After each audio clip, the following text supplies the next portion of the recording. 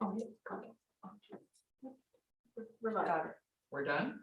I'd like to call the meeting to order. Town of Vesuvius regular open meeting of council, October the 12th, 2021 at 2 p.m. in council chambers. So first of all, we need a motion to approve the agenda, and I'm assuming there are no late items. Mrs. Robinson? Well, I'll move. all right, we will move the Councillor Rhodes is seconding that. Councillor King, Councillor Rhodes, all in favor? Thank you. And the adoption of some minutes, the regular open minutes of September the 28th. Councillor Bennett, Councillor Harvey, all in favor? Thank you. Business arising? No, we will skip right down to staff reports, and it's a request from Destination Vesuvius in support of an application for the Economic Trust of the Southern Interior. And if I could just say at the beginning, that is not the correct initials. It's ETSI BC,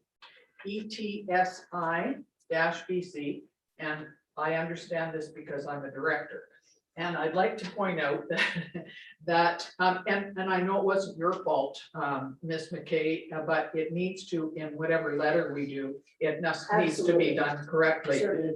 ETSI, capital letters, refers to European Telecommunication Standard Institute, which was in France, but it started in 1988. So we'd be in trouble if we stole the name.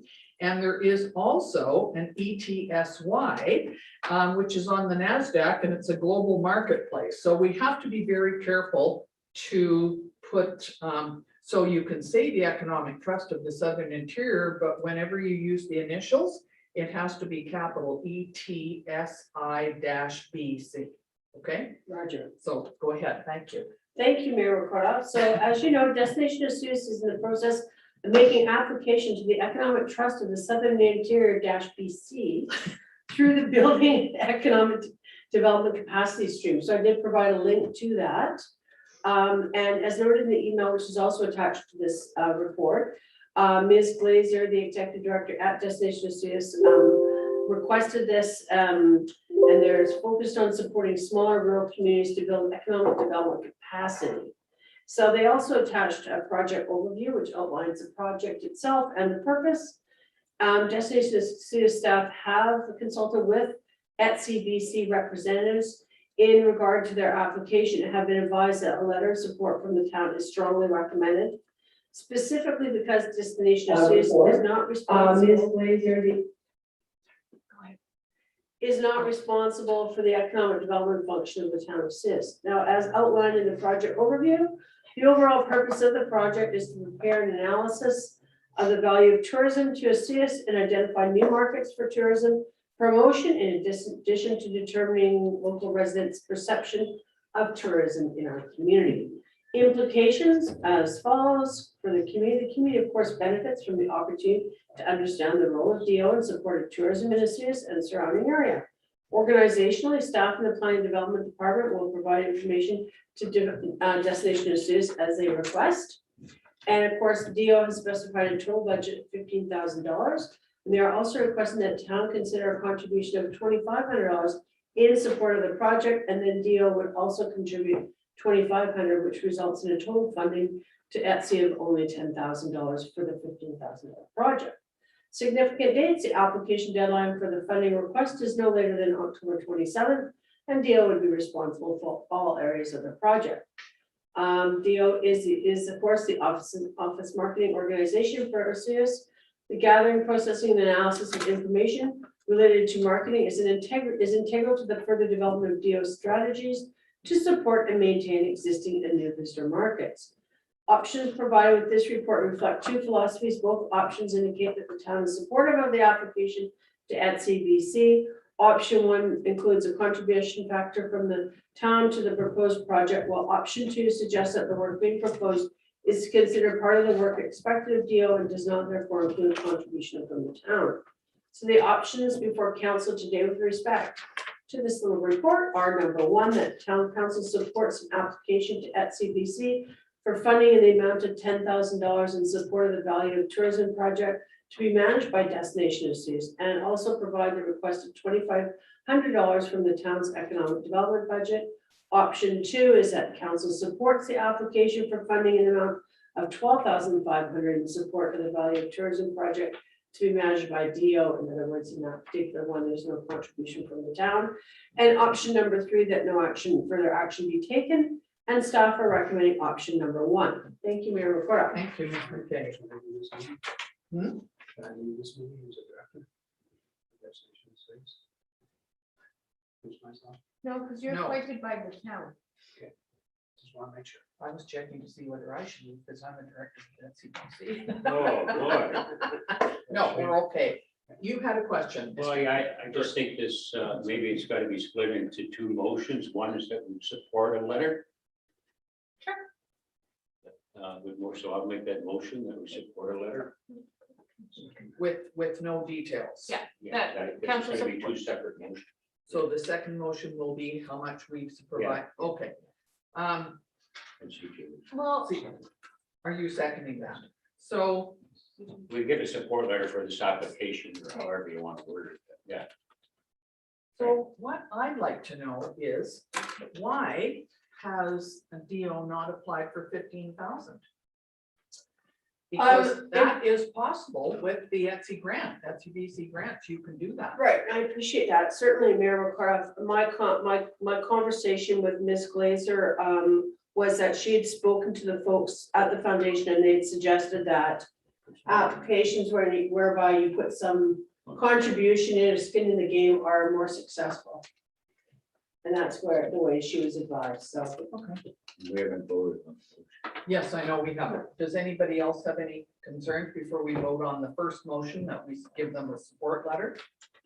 With no strings attached on this one. Okay, all in favor? Thank you.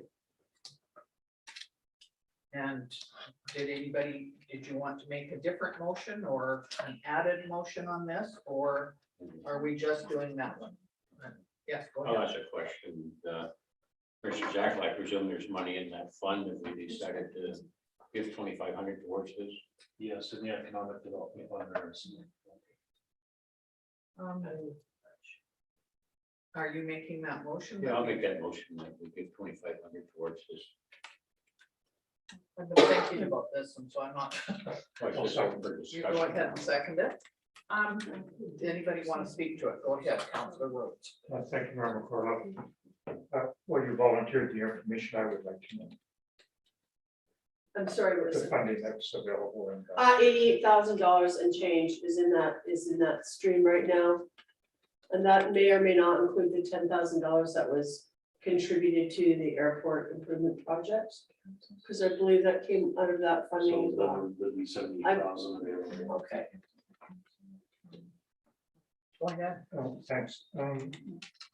So our economic development fund has been accumulated over a couple of years, 2 or 3 years now. Is that all that's in there, right? No, we budget $88,000 in each year. That's just- If it doesn't get spent, it's going back to the general surplus. Yeah. I just had a concern about supporting economic development, which we have in-house. It was at Destination Estates at one time, and then it was taken back by the town.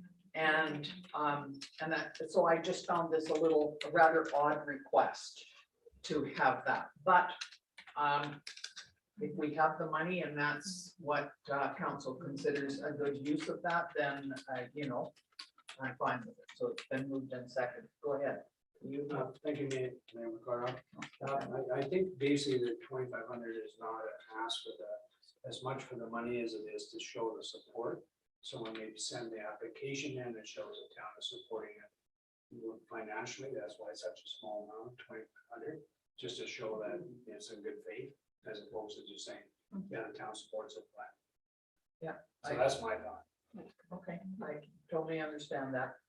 Anybody else? No? All right, it's been moved and seconded that we support this with a $2,500 donation from the town's economic development budget. And it's been moved and seconded. You've got that. Okay, all in favor? Carried. Thank you. Thank you, Mayor McCraw, council. Okay, thank you, Ms. McKay. The Surrey's Coyotes Junior B Hockey, Mrs. Dennison.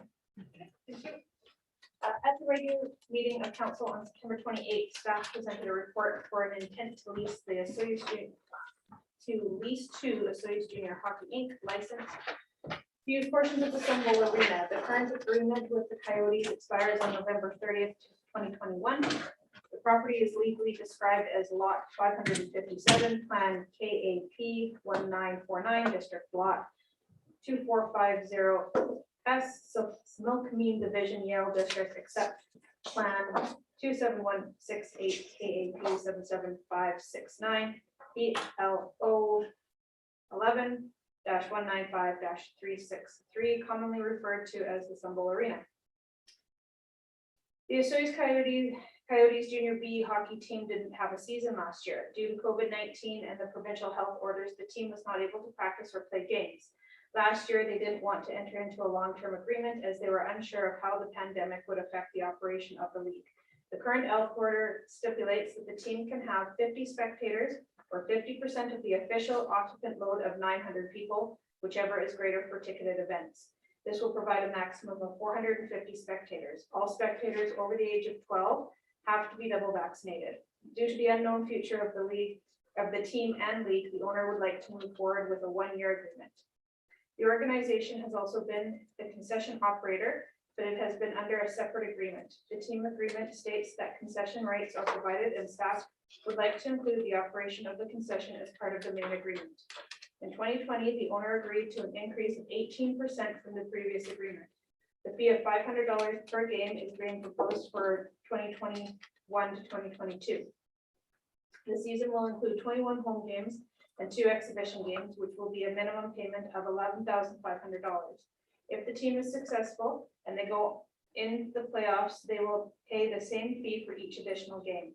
Ads were placed in the September 29th and October 6th editions of the local newspaper, on the town website, and on the public posting place at the town office. Implications. Community. The Associates Coyotes Junior B team has been supported by the community and is a great entertainment option. Budget minimum revenue of $11,500 for games and $2,000 for the concession. Significant agreement, our current agreement expires November 30th, 2021. And for options, number 1, for council to authorize and approve the signatories to sign the lease with the Associates Junior Hockey Inc. for the purpose of operating a Junior B hockey team on the land legally. You can just call it. the Thank you, Sunbowl Arena. Sunbowl Arena, for a one-year term at a rate of $500 per game and an additional fee of $250 per month for the operation of the concession. Option 2, for council not to authorize the lease at this time, and option 3, for council to direct staff to bring back at a later time. Thank you very much, Mrs. Dennison. I had a question. I wondered if there had been any response to any of the Times Chronicle notices. Had anybody Not that I, contacted? not that I'm No, aware so of. nobody was concerned about it. Okay, thank you. Councillor King, Yeah, thank you, Madam Mayor. I'll move option 1. and you don't have to read it out. That's right.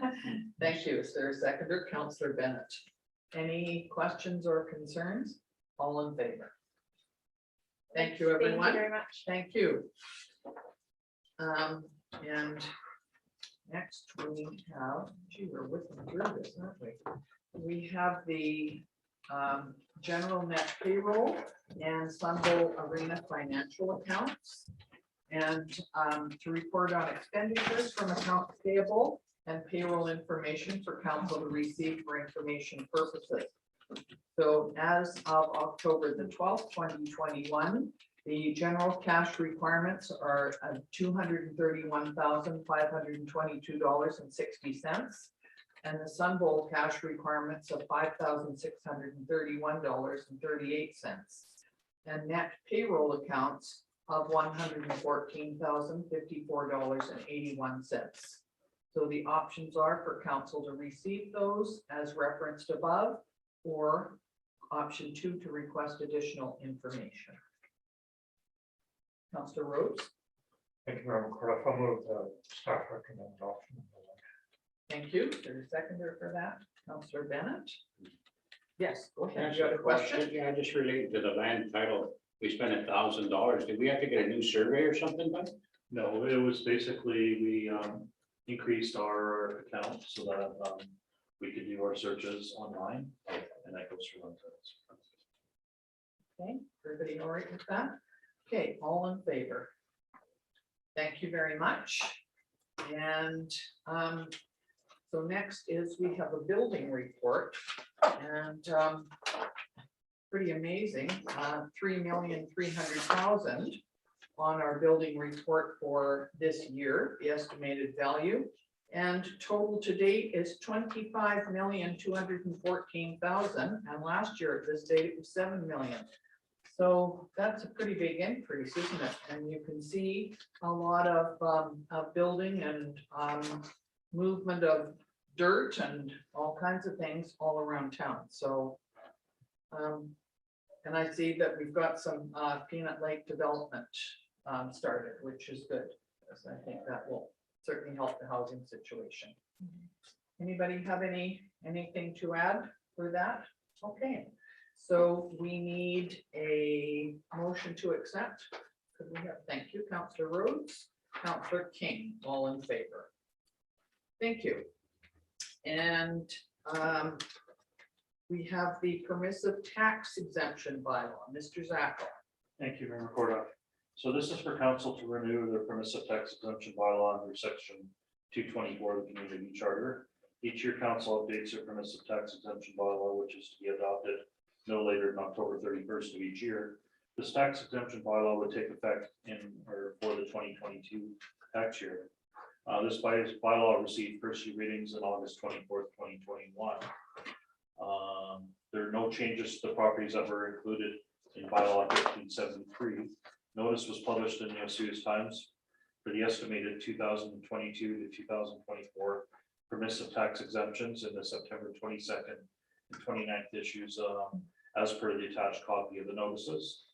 Implications for community: continuing to provide permissive tax exemptions by updating and renewing the permissive tax exemption bylaw. Organizationally, no changes, and budget, no changes. Significant dates: the bylaw needs to be adopted no later than October 31st, 2021, as per section 224 of the community charter. Sustainability allows for nonprofit organizations and places of public worship to continue to provide services for the town of Osceola community. Options before council. Option number 1, to adopt permissive tax exemption bylaw 1373/2021. Option 2, to make further changes to bylaw 1373/2021 and bring forward to the next regular meeting of council. And option 3, to refer back to staff for additional information. And staff's recommending option number 1. Thank you very much. And it has been in the paper a couple of times, and there's been no comments on this at all from, okay, thank you. Go ahead, Councillor Rhodes. Thank you, Member Cordova. Well, every year I question this, you would know that. And last year when we went through this process, I offered up some very controversial comments regarding some of the recipients on our list every year that I've always felt were financially able to pay taxes if it was necessary. And I think that the push, not necessarily the pushback that I got from the community, because there was a lot of people who were very supportive of my initiative to review this list every year. And I think we ran up against an obstacle. This was a provincially mandated process that we go through every year with many of the recipients on this list. However, some of them, we do have an option with it. And, you know, I like to speak about it every year because it keeps people's attention on it. I still feel very strongly that there are many recipients on there that are financially viable organizations. I'm not going to pick any one of them out on the list, but I think everybody that takes time to look at it will see the meaning of my words. So I like to keep this in the forefront. I'm expecting many more emails again today because I even brought it up again. but I've done it for 13 consecutive years now, and I feel that it's important to continue on with that process. And there are many people that are very supportive of my feelings about it as well. How we would ever go about changing it, I don't think there's even a process in place for us to do that. However, it's something that should be brought to the public attention every year, in my opinion. So thanks for that opportunity. Thank you very much. Councillor Rhodes. I do know that over the last couple of years, we've added a couple of things onto the list. Because I think the Elks Hall was one that was added on quite recently, and they wrote us a letter and we agreed that it was appropriate and added them on. But you're right. It needs looking at every year, even though I agree that we need to continue on offering it, especially if it's a provincial mandate, but you're quite right. It's a fair amount of money that does not come into our coffers. Okay, so is there anybody who would like to make a motion about this? Councillor King. Yeah, I'll move option 1. Okay, that we Tax adopt exemption it. bylaw. Is there a seconder? Councillor Harvey, thank you. Any other questions, concerns? All in favor? Against? Thank you. You noted that? Yes, we- Thank you very much. And we will now move on to, I'm looking down, do we have a report from our Chief Administrative Officer? Yes, we do. Good, which happens to be Mr. Zackel for the last 2 weeks, last week and this week, because our CAO is on holiday. Thank you, Mr. Zackel. Thank you. So just to bring you council an update, corporate services, director's been busy working on jobs posting and interviews for various departments. Director spent most of their time during the past 2 weeks on various human resources issues for the town. Amy Robinson has been hired as a deputy corporate officer starting October 4th. Tamara Morgan was hired as a community service administrative support, and Tammy Wakeen was hired as laborer for community services department. The director has been working with the province on the final process for boundary expansion for the 45th Street and 87th Street expansions. Bylaw enforcement services has began reporting to corporate services as of October 4th as well. Deputy corporate officer is working on MTIs and sending to collections and deeming tickets for payments. Under operational services, water wastewater, BC One call responses, water service installations, inspection by Transport Canada, transportation of dangerous goods, valve repair on the agricultural irrigation system. Public works regarding parks, ongoing parks maintenance, path and walking edging in all parks, all parks maintenance and trimming, fall fertilizer placement, removal of multi mat from Gyro Beach.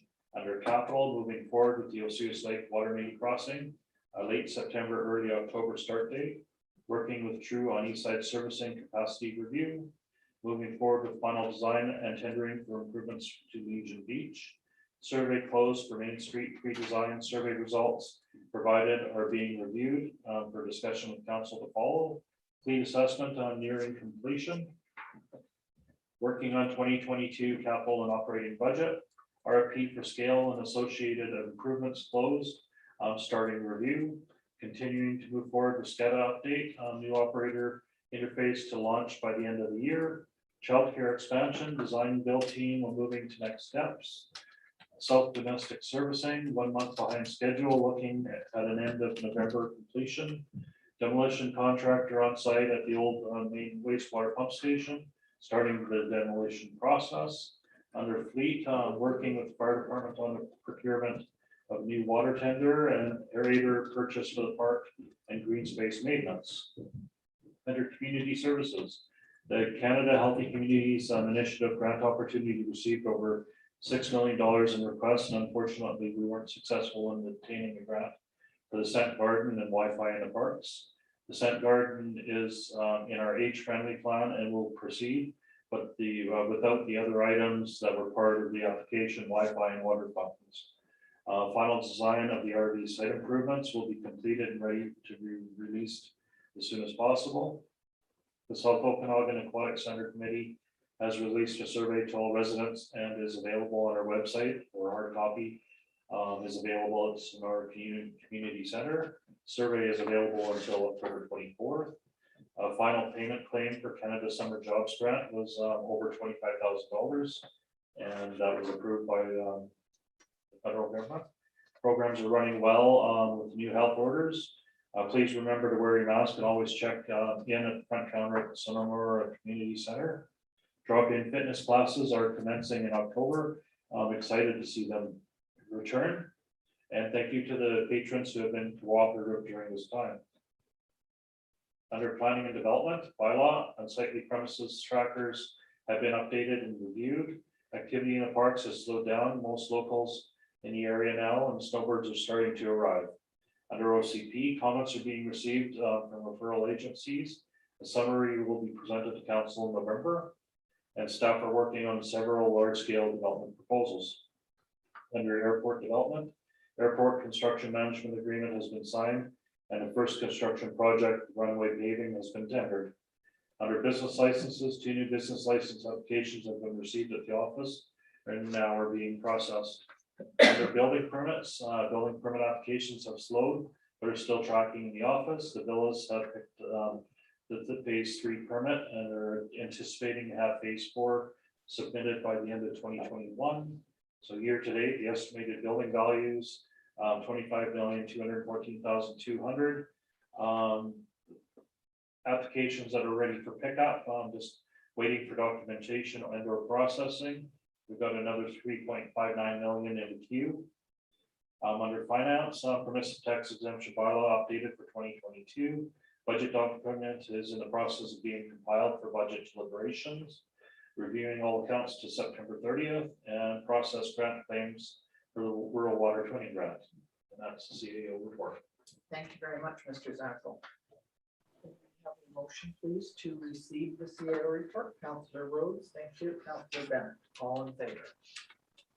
Thank you. We will go on to councillor reports. Councillor Harvey.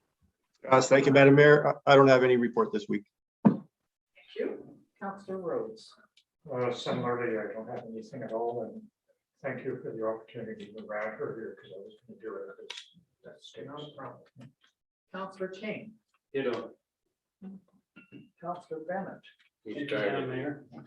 Sorry, I got a couple here. September 29th, the anniversary board. A lot of work's going on, looking at some more positions, hopefully in the South Okanagan. So some good news, I think, is going to be coming out of that. September 29th, school district meeting. Basically, I was pretty excited because a lot of the stuff is not just the school. They're doing stuff like programs for healthcare assistants, professional cooks, gateway to trades programs, auto collision, and a bunch of other different things in the school, which is pretty exciting. So the students get other opportunities. October 4th, Trails of the Okanagan. We have our AGM October 18th at 7 p.m. If anybody wants to watch it. It's been very successful. We just had some big announcements in Peachland and West Kelowna, where the MOTI is doing some trail networks.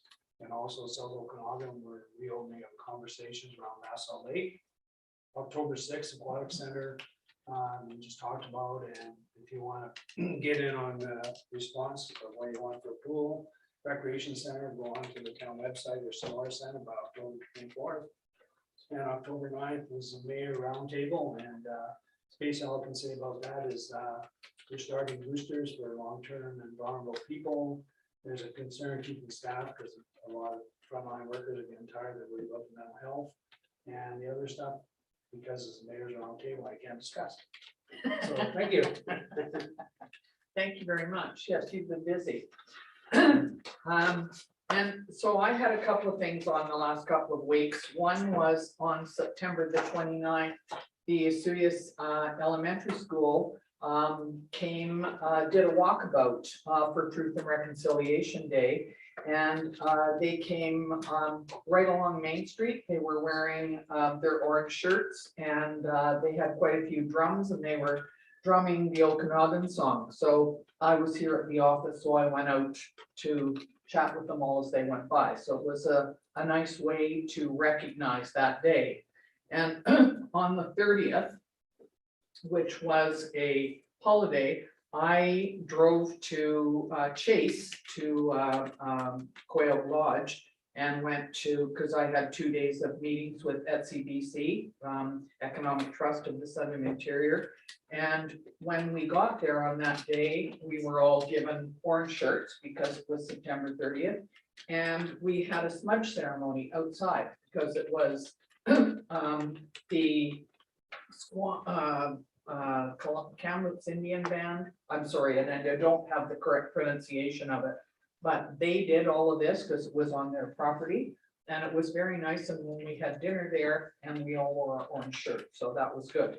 And learned quite a lot about truth and reconciliation and how communities can become more involved in it. So I've got some notes on that. And then on October the 4th, there was a community safety and crime prevention meeting in Oliver that Councillor King and I attended. And on a couple days later, I went, I was on the local radio just talking about a few things, COVID and I can't even remember what it was, but it gave sort of an update to Brock on the radio. And the day after that, Mayor Johansson talked about a lot of the things that the community safety committee has been doing in Oliver, because they sort of put it together, although Councillor King and I are on it as well.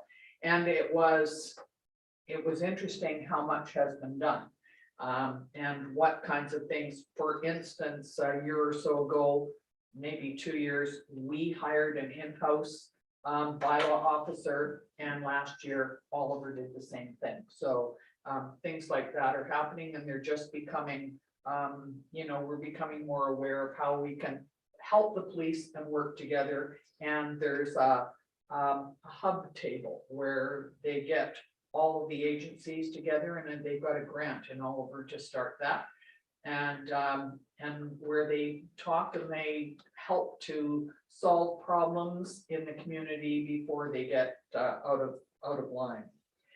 I was also at the Okanagan Basin Water Board. Is that you?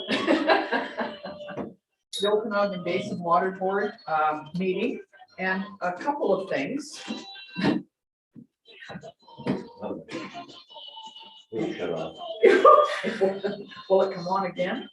Okay, let's hope not. A couple of things. One was the Aqua hacking challenge, which was done last year, and there were 3 recipients this year of awards. And the top award, and the lady who was involved with it came on to our Zoom meeting and talked about it.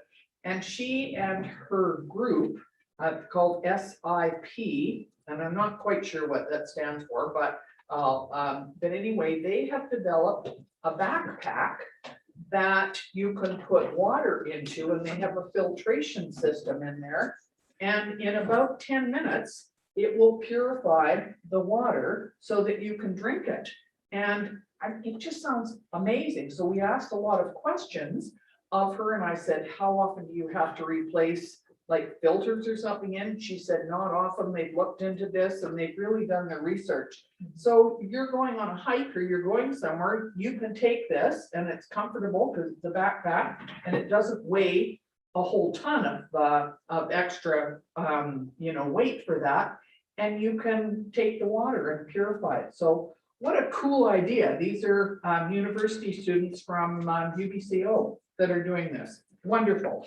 The other thing is that Kelly Garcia is in the process of sending out a new report called the Source Water Protection Toolkit. And really what it's good for municipalities and regional districts to look at what kinds of things can we do to protect the water that comes into our system. And we have asked Ms. Garcia if she would be able to come and present not only to the regional district meetings, which she said she would, but I said, I really think that some of the municipalities might like you to come and explain this.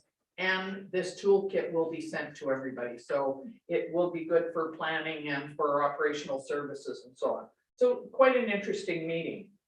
And regional district meeting last week, we were talking about water and water issues, and of course, it's a big thing right now. Looking at taking over water utilities. The regional district is thinking about doing something like that because there's so many issues now with flooding and drought and, you know, Park Grill, the floods that went down there and wrecked houses. So it's in everybody's mind. And actually on Thursday this week, the International Osoyoos Lake Board of Control, which looks after the lake on transboundary waterways, both sides of the border. Because I'm a director on that, I have a meeting earlier in the day, but there is an AGM and it's available to anybody to go on. It's, I think it's Microsoft Teams, but it's on our town website, that information. If anybody is interested in hearing that report, please do. That's on Thursday. So lots of information about water. And the other one was the pool committee. So Councillor Bennett and Councillor King and I are on that committee, and we're looking at how we can move forward in this. And please, as somebody said already, please fill in the survey online. You have till the 24th. Give your thoughts on it. And on Saturday, I went down to the Legion because they had the artist who did the mural on the Legion. And Maxie, so I'm not quite sure what his name is, a very nice young man. He was there, and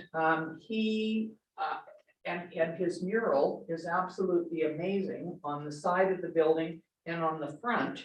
And so I was talking to him. At one interesting thing I asked him was, he's a tattoo artist, which is why he's so good at his art. And he had some tattoos on him, and I said, obviously you can't do that yourself.